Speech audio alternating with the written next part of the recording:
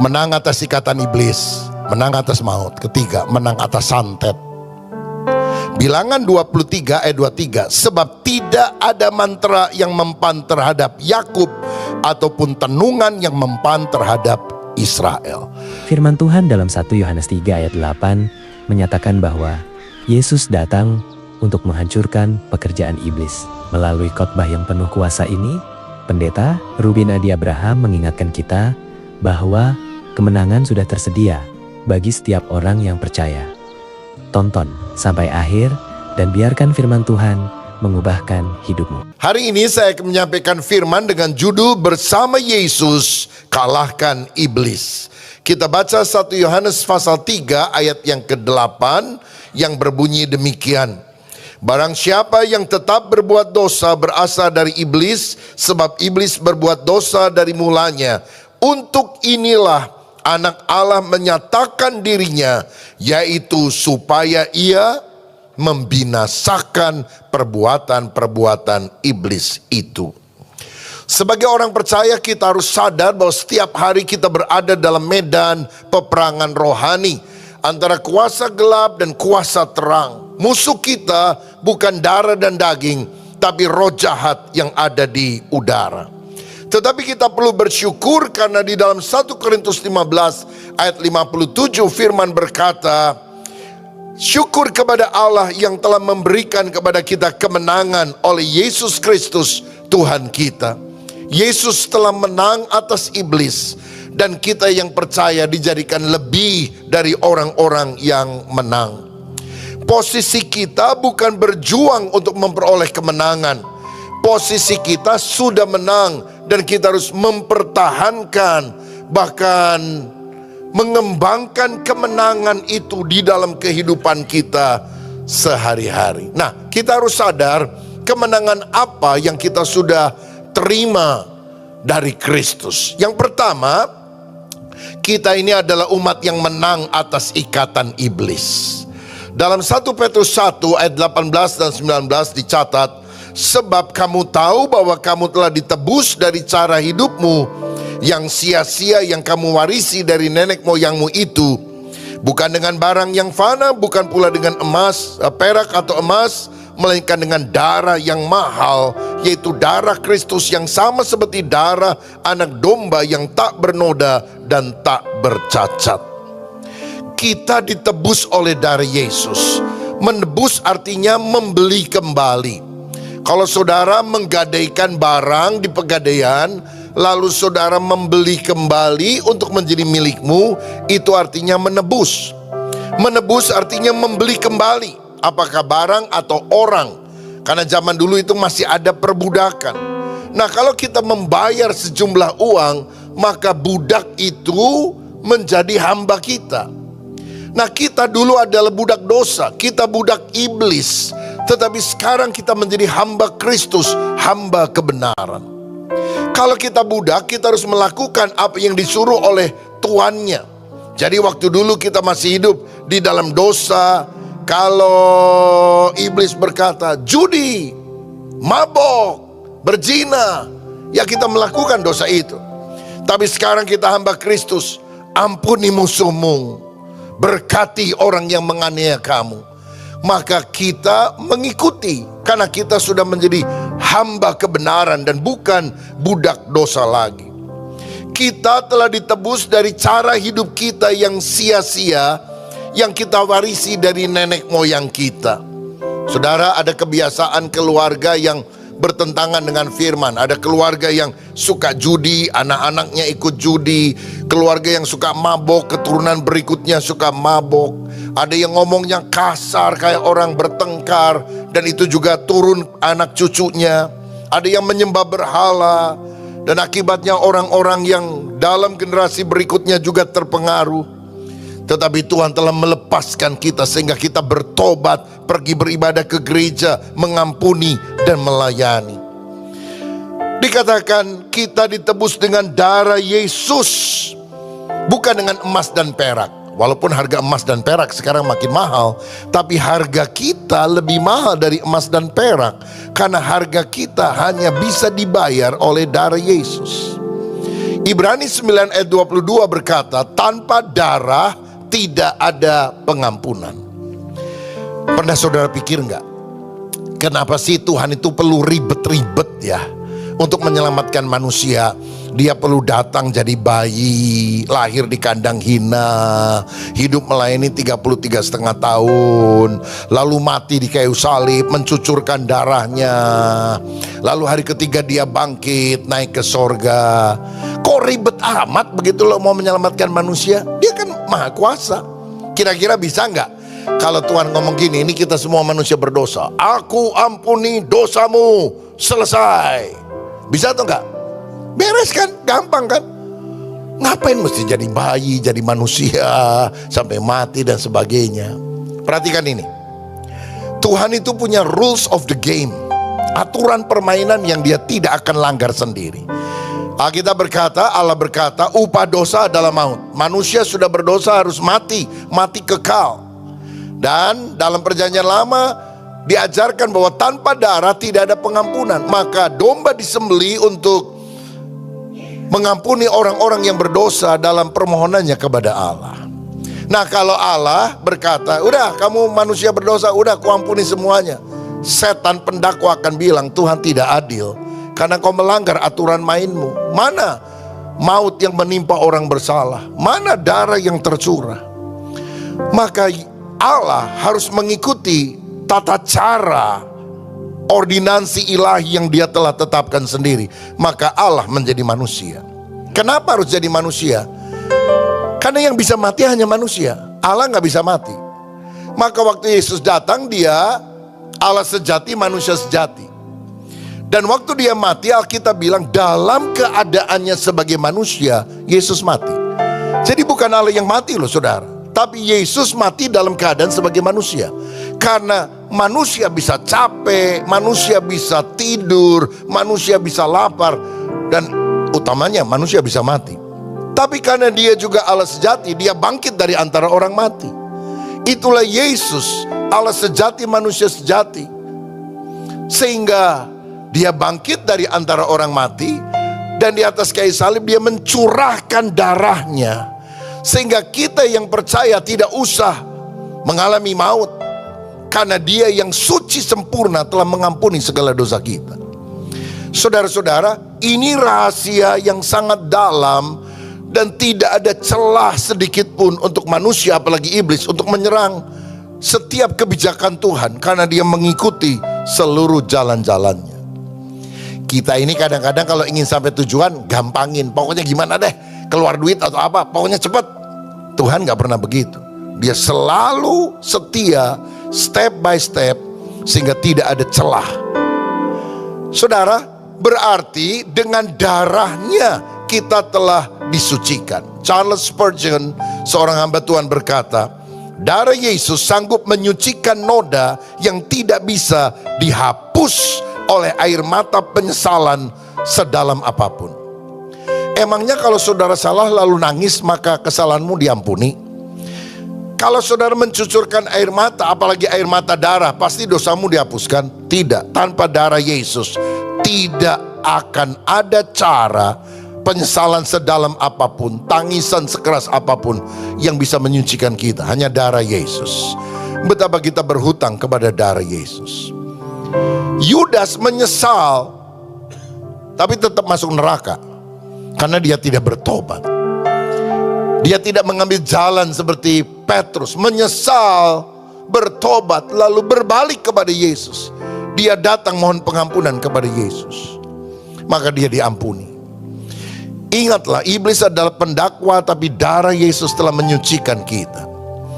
Ada seorang bernama Martin Luther, satu kali waktu dia tidur didatangi oleh iblis yang membawa daftar dosa yang begitu panjang.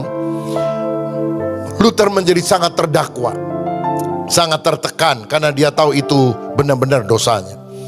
Tapi dia ingat, bukankah dosaku sudah dihapus oleh darah Yesus?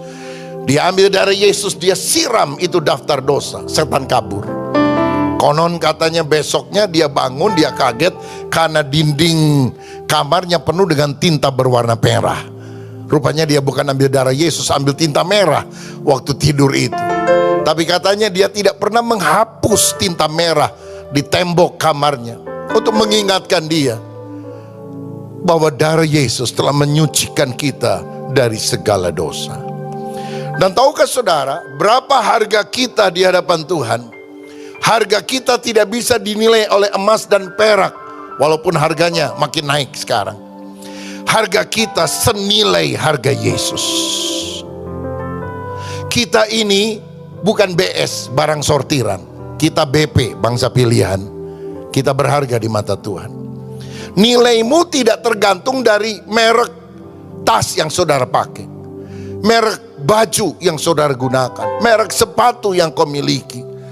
Harga saudara tidak tergantung dari mobil apa yang membawa saudara datang ke ibadah ini. Bahkan seandainya engkau naik kendaraan umum, engkau tetap berharga kalau engkau ditebus oleh darah Yesus. Kita bernilai bukan karena kita orang kaya atau orang miskin. Kita bernilai karena darah Yesus telah menyucikan kita dari segala dosa. Dan yang sangat menyentuh hati saya adalah begini, saudara. Pada waktu kita masuk sorga nanti, tidak ada tangisan, tidak ada air mata, tidak ada penyakit. Semua akan disempurnakan oleh Tuhan, bukan? Boleh saya tanya, kira-kira orang yang buta di dunia nanti akan buta nggak di sorga? Tidak. Orang yang cacat di bumi akan cacat di sorga? Tidak. Tidak. Semua disempurnakan. Kecuali Yesus yang masih akan membawa bekas lukanya ketika dia ada di sorga. Aku melihat anak manusia seperti anak domba yang telah disembelih, kata Yohanes. Dalam Yohanes 20 ayat 27, dia bilang kepada Thomas, cucukkan jarimu ke bekas luka di tangan dan lambungku, dan biarlah kamu percaya. Kita yang tidak sempurna akan disempurnakan di sorga. Yesus yang sempurna masih membawa bekas lukanya. Itu yang akan membuat kita selalu terharu ketika kita melihat dia yang duduk di atas tahta dan masih menyandang bekas luka itu. Aku yang seharusnya cacat, tapi engkau rela melakukan itu bagiku, ya Tuhan. Tapi tahukah saudara bahwa bekas luka Yesus, stigmata, itu sekarang bukan menjadi tanda kekalahan, tetapi menjadi trofi kemenangan Yesus. Saudara dan saya, mungkin kita dulu pernah gagal, jatuh di dalam dosa. Tapi waktu Tuhan pulihkan, Tuhan ubah hidup kita, sehingga kita bisa jadi berkat bagi orang-orang yang dulu mungkin pernah, bagi orang-orang yang pernah jatuh dalam dosa, seperti yang dulu kita pernah alami. Saudara-saudara, kalau kita misalnya punya sebuah piring yang terbuat dari keramik, harganya murah.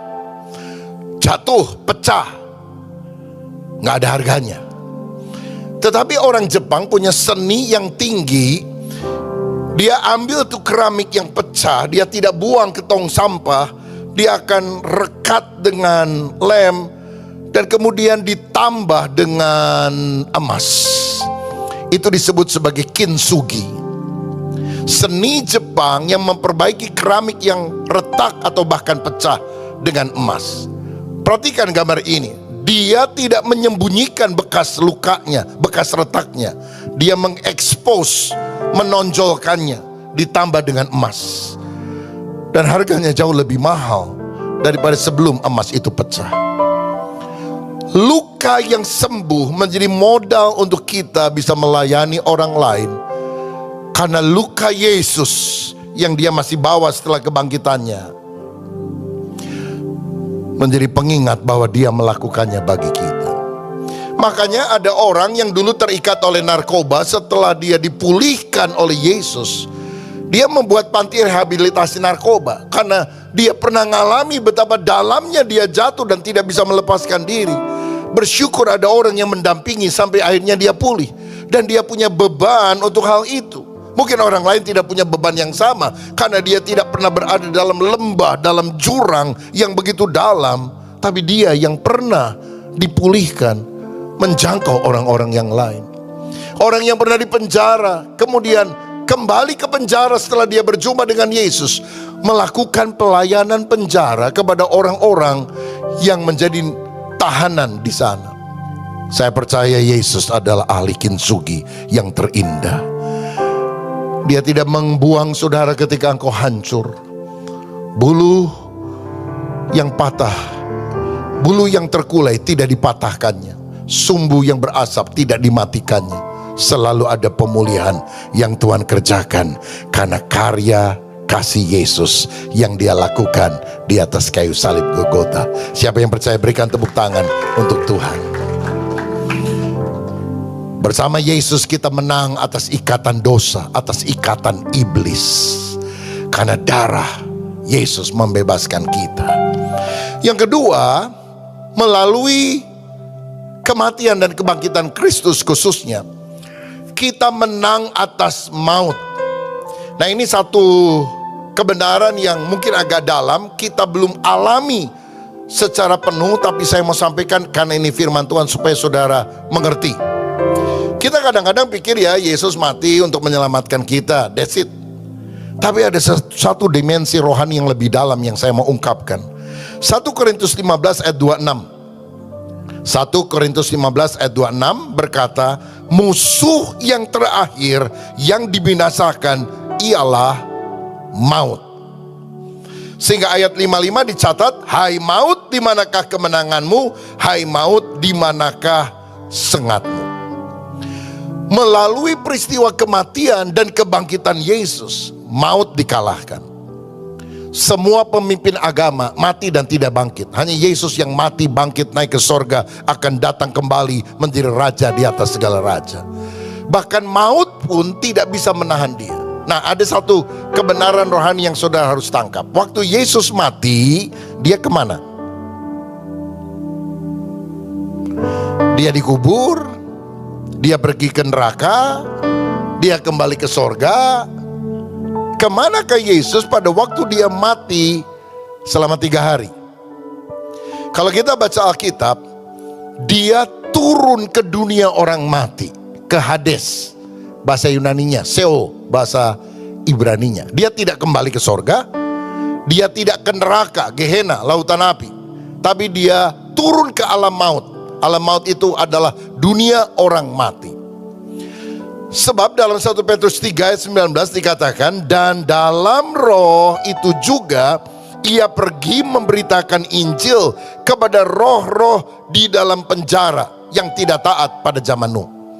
Jadi Yesus waktu mati, dia ke Hades, dia ke alam maut, dia memberitakan Injil. Nah, jangan salah, memberitakan Injil di sini bukan to evangelize, memberitakan Injil supaya orang bertobat. Seakan-akan masih ada kesempatan kedua setelah orang mati, diinjil oleh Yesus, lalu dia bertobat. No, manusia ditetapkan untuk mati satu kali, setelah itu dihakimi, kata kitab Ibrani. Tidak ada kesempatan kedua setelah kematian. Tetapi kata menginjili di sini digunakan kata Yunani keruso, artinya to proclaim, mewartakan. Jadi waktu Yesus turun ke dunia orang mati, ke alam maut, dia berkata, kunci alam maut telah aku rebut, telah aku menang. Yesus penguasa di sorga, di bumi, di bawah bumi. Itu alam maut, dikuasai semuanya oleh Yesus. Bukan setan, bukan iblis, Yesus yang melakukan semuanya. Ibrani 2 ayat 14b berkata, supaya oleh kematiannya Yesus memusnahkan dia, yaitu iblis yang berkuasa atas maut. Maut selalu menjadi senjata iblis untuk menakut-nakuti kita. Tapi sejak Yesus mati dan kemudian bangkit, itu alam maut dia kuasai.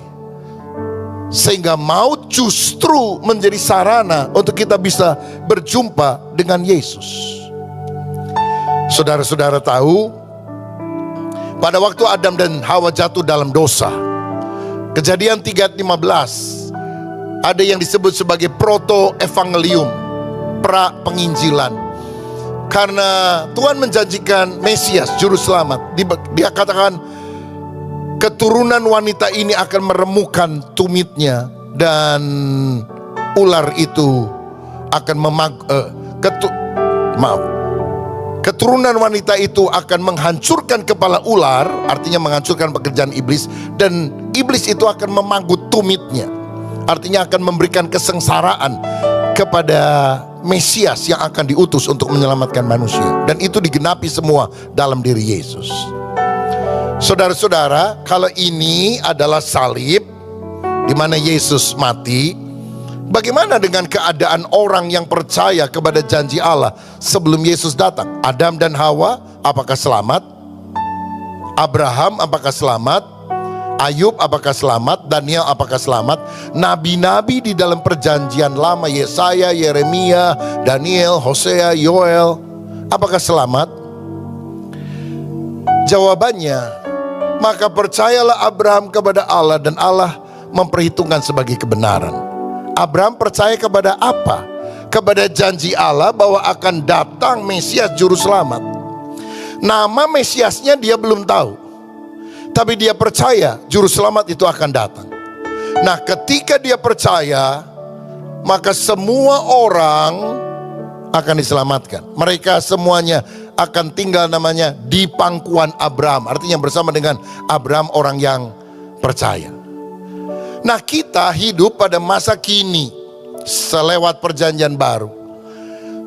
Kalau Adam, Abraham melihat ke depan, ke arah janji tentang Mesias, kita sudah lewat nih dari zaman Yesus mati di salib. Kita melihat ke belakang.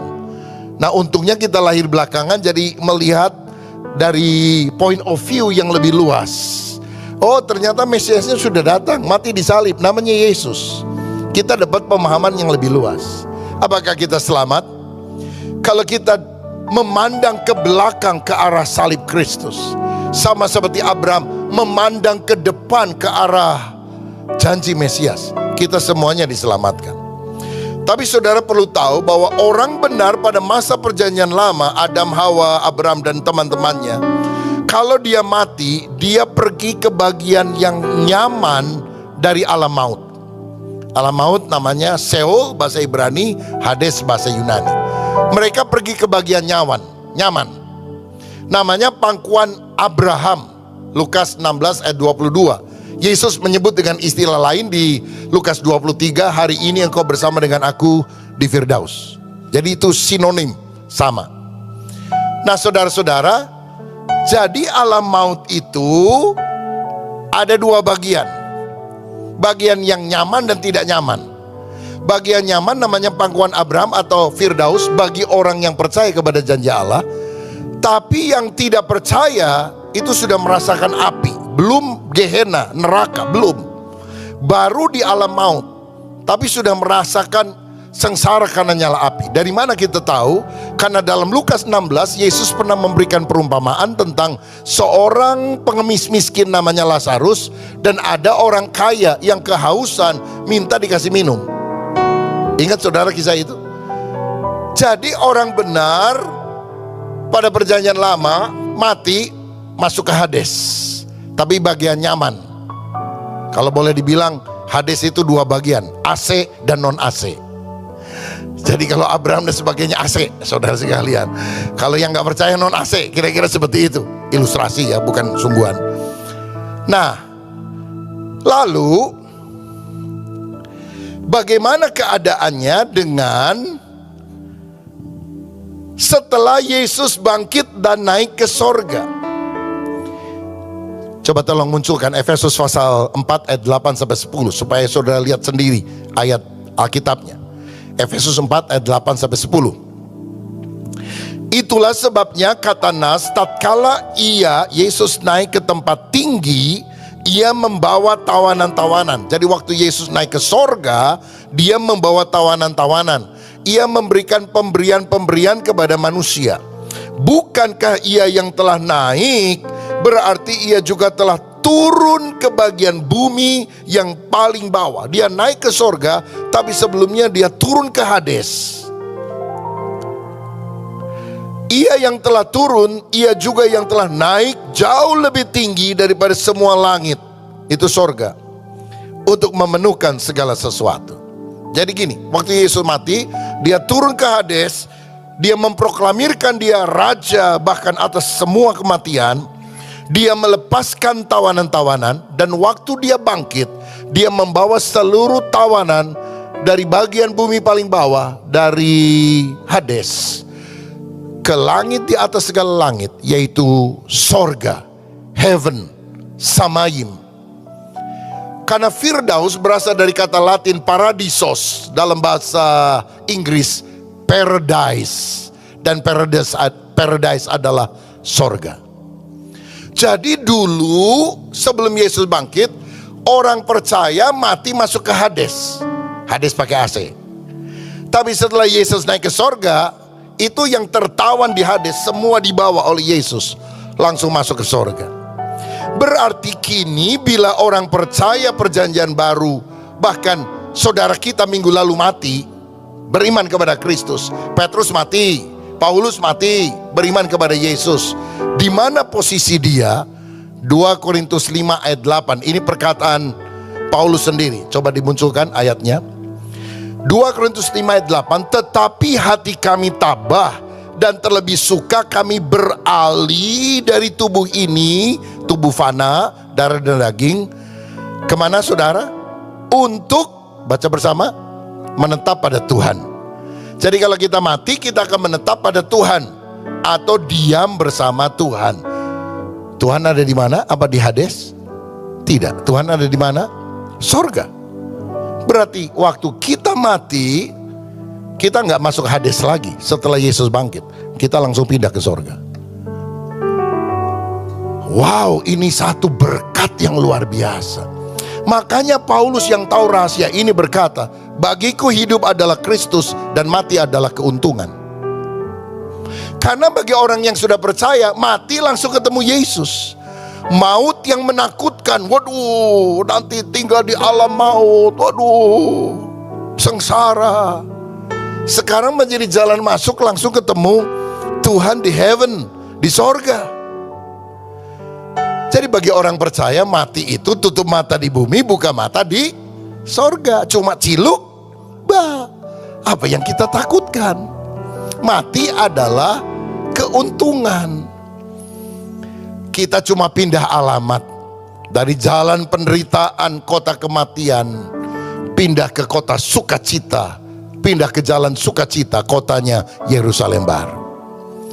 Makanya Paulus ngomong gini, hai maut, di mana sengatmu? Hai maut, di mana kemenanganmu?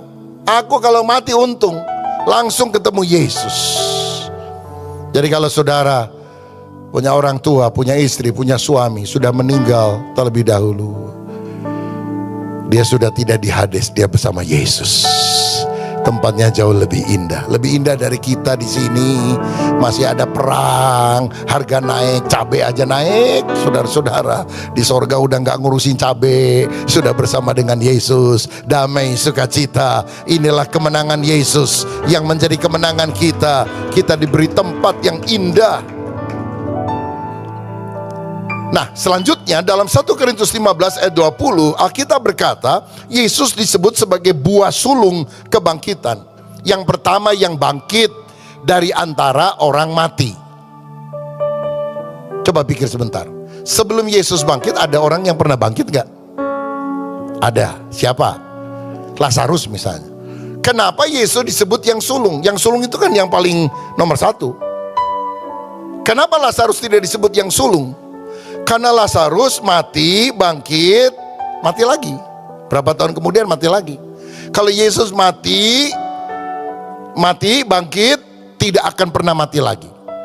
Karena dia sudah mengenakan tubuh kemuliaan atau tubuh kebangkitan, bukan darah dan daging. Darah dan daging tidak mendapat bagian dalam kerajaan Allah. Tapi tubuh kemuliaan itu tubuh yang kita akan pakai waktu kita bersama dengan dia nanti di dalam kerajaan 1000 tahun dan di dalam kerajaan kekal. Nah saudara-saudara, pada waktu Yesus datang untuk kali yang kedua, Tuhan akan memberikan tubuh kebangkitan seperti yang dia miliki. Tembus tembok, pindah cepat, murid-murid lagi mengunci diri, plek, Yesus hadir di tengah mereka. Tubuh kebangkitan bisa makan walaupun tidak harus makan. Ini tubuh yang luar biasa, bisa pindah cepat. Saudara yang belum pernah ke Yerusalem, tunggu aja lah nanti. Kalau sekarang kan lagi perang ya. Sekarang ke Doya, Yerusalem, balik ke Doya, balik lagi saudara sekalian. Tubuh kemuliaan. Ya tenang, bagian yang terbaik masih belum datang. Nah, jadi kita akan melihat bahwa waktu Yesus datang, dia akan menyempurnakan tubuh, jiwa, dan roh. Atau roh, jiwa, dan tubuh. Saudara-saudara, kita tahu pada waktu kita ini mati sekarang, kita akan masuk ke sorga. Tapi yang masuk itu cuma roh dan jiwanya. Kita nggak punya tubuh. Karena tubuhnya baru akan diberikan nanti waktu Yesus datang untuk kali kedua. Sangkakala berbunyi, Tuhan turun dari sorga, orang yang mati dalam Kristus akan bangkit. Kita yang masih hidup akan diubah dalam sekejap mata, mengenakan tubuh kebangkitan, tubuh kemuliaan. Jadi waktu Yesus datang kedua, kita semuanya pakai tubuh kemuliaan. Lengkaplah keselamatan roh, jiwa, dan tubuh. Lalu kita akan memerintah dalam kerajaan 1000 tahun, Wahyu 20, dan disambung dengan kerajaan kekal yang disebut langit dan bumi yang baru. Coba kita baca sekarang Wahyu 21 ayat 1 sampai 3. Tolong munculkan ayatnya.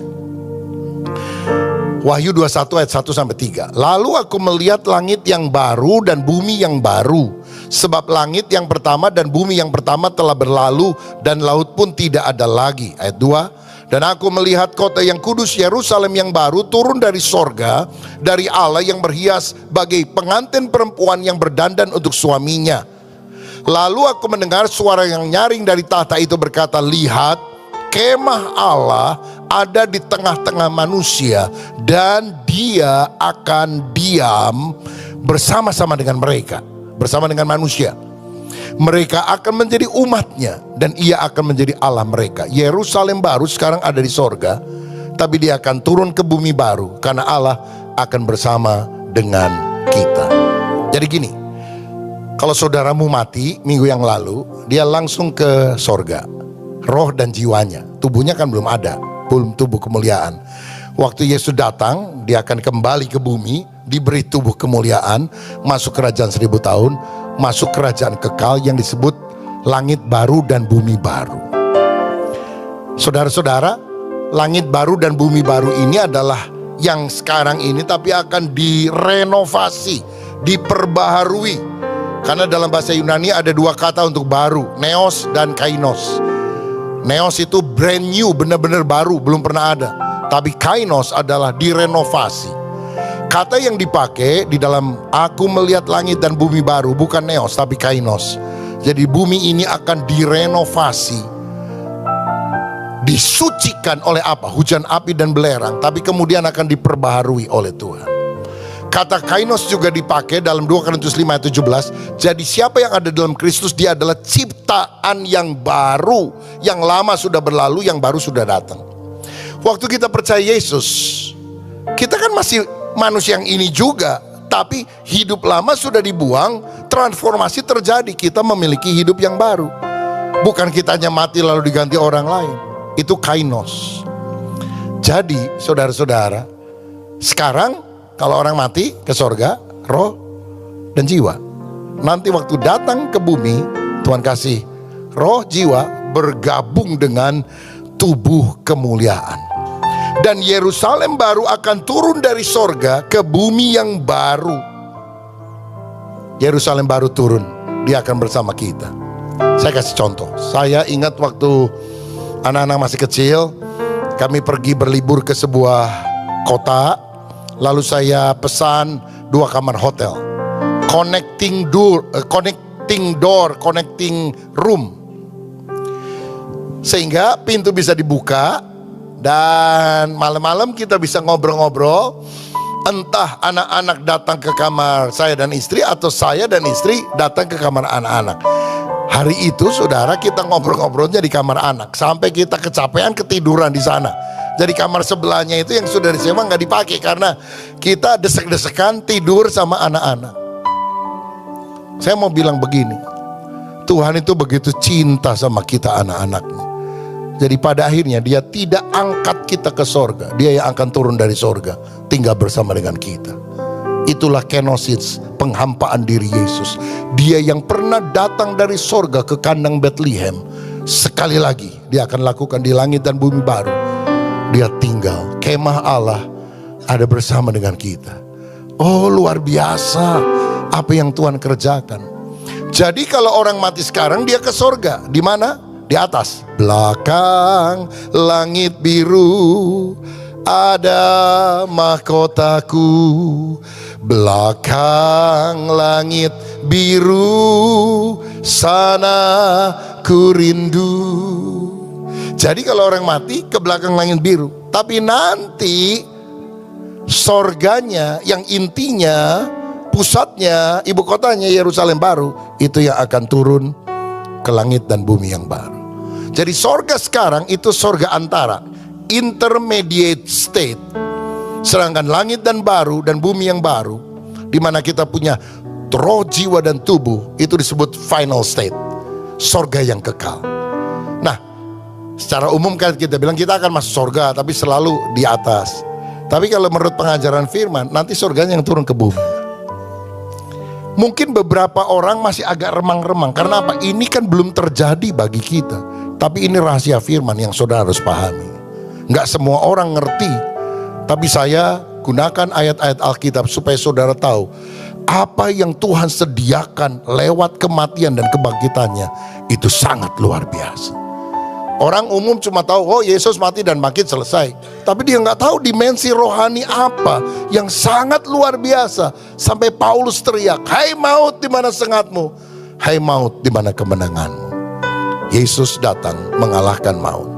Terakhir yang ketiga, menang atas ikatan iblis, menang atas maut. Ketiga, menang atas santet. Bilangan 23 ayat 23, sebab tidak ada mantra yang mempan terhadap Yakub ataupun tenungan yang mempan terhadap Israel. Kalau kita lahir baru,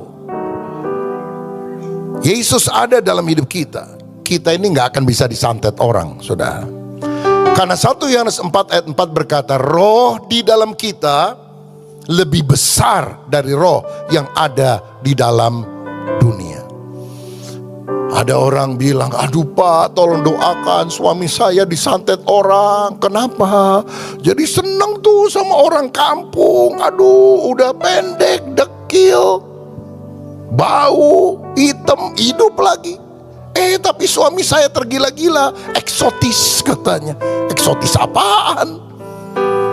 Maka saya bilang, oh berarti suamimu memang belum lahir baru. Mungkin dia pernah ke gereja, tapi bukan Kristen sejati. Karena orang yang lahir dari Allah, Roh Kudus tinggal di dalam dia gak bisa disantet. Setan tidak bisa menjamah dia.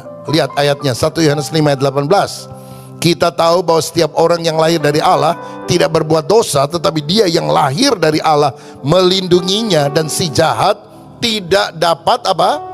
Menjamahnya. Berusaha tapi tidak bisa.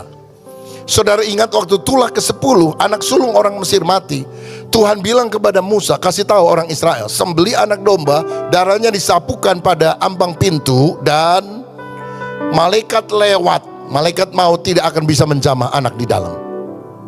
Kira-kira ada anak nakal gak di dalam, saudara? Saya mau tanya, masih ada anak yang agak nakal-nakal gak di dalam? Selamat gak? Selamat. Kenapa? Selama ada darah, maka dia selamat. Maka kita selamat bukan karena jasa kebaikan kita, tapi jasa Kristus. Nah seharusnya anak di dalam yang, aduh, mestinya aku mati nih, bertobat dia. Karena dia sadar, dia selamat bukan karena kebaikannya, dia selamat karena darah anak domba. Saudara tahu, engkau yang percaya kepada Yesus, darah anak domba ada di pintu, palang pintu rumah kita, pintu hati kita. Si iblis berusaha mendekat, tidak bisa menjamah, karena ada perlindungan darah anak domba yang luar biasa. Saya pernah satu kali khotbah di Jogja, di sebuah persekutuan doa, sudah lama. Setelah selesai saya nyanyi pujian, ngajak jemaat nyembah. Ada orang kesurupan, wah ngamuk dan sebagainya. Saya doakan lepas setannya pergi, tenang dia. Kebaktian selesai, saya dan beberapa pengurus tanya, Anda siapa? Kenapa kok bisa seperti ini? Dia bilang, saya bukan orang Kristen, ini pertama kalinya saya hadir dalam pertemuan orang Kristen. Jadi rupanya dia berguru kepada seorang dukun sakti di bawah gunung apa gitu saudara. Dan kemudian setelah mendapatkan jimat ilmu-ilmu, dia mau nyoba. Kebetulan waktu lewat daerah itu, kok dengar ada orang nyanyi-nyanyi, ini orang Kristen nih. Saya kerjain. Maka dia masuk ke bagian paling belakang, dia santet saudara. Saya nggak rasa apa-apa, biasa aja seperti kebaktian. Lalu saya tanya, kenapa kok tiba-tiba kamu bisa meronta-ronta dan sebagainya? Saya tiba-tiba melihat seperti dia nggak kenal saya juga nggak kenal dia. Kok seperti waktu saya coba santet itu ada seperti apa ya? Ada tutup kaca atau apa begitu ya, cahaya yang bersinar, beng, jadi mental lagi kepada dia dan dia kesurupan. Saya mau bilang bukan karena saya sakti. Semua orang percaya, saudara dan saya, yang ada Yesus, ada Roh Kudus dalam hidupnya, ada proteksi Tuhan, ada perlindungan Tuhan, ada kuasa Tuhan. Orang-orang jahat di sekitar kita banyak, berusaha menyantet, merugikan. Mungkin dia mau ambil tanah atau rumah kita, dia mau ambil harta kita, mau ambil kesehatan kita dan sebagainya. Saya percaya darah Yesus membungkus kita. Orang Kristen gak usah takut. Selama kita berada dalam perlindungan darah Yesus, si jahat tidak bisa menjamah. Ayat penutup Yakobus 4 ayat 7. Karena itu tunduklah kepada Allah dan lawanlah iblis, maka dia akan lari daripadamu. Kalau ada setan, orang kesurupan, jangan saudara yang lari, setannya yang mesti lari. Gak usah panggil pendeta. Roh di dalammu lebih besar dari roh yang ada di dalam dunia.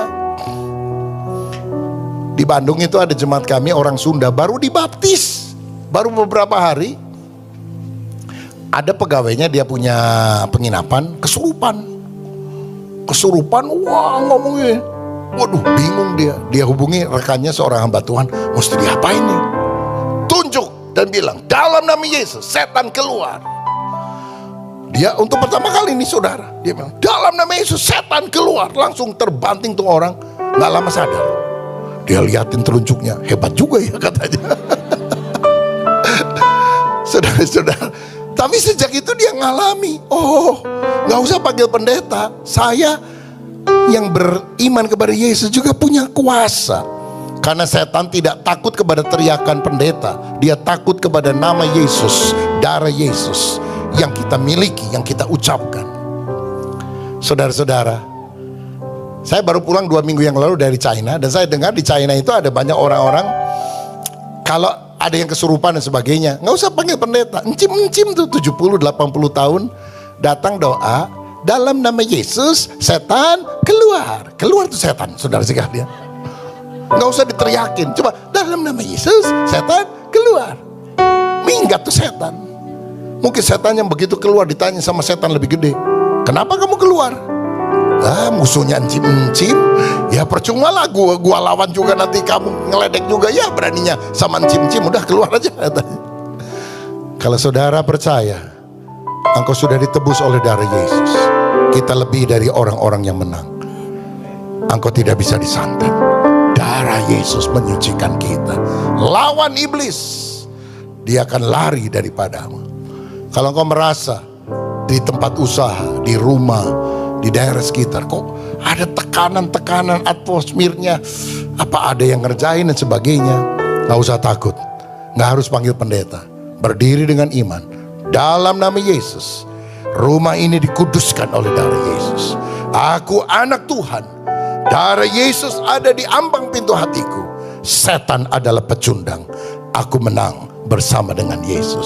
Terima kasih sudah menonton sampai akhir. Jika firman Tuhan ini memberkati saudara, subscribe channel ini dan bagikan video ini kepada keluarga dan teman-teman, supaya semakin banyak orang mendengar kebenaran firman Tuhan. Tuhan Yesus memberkati.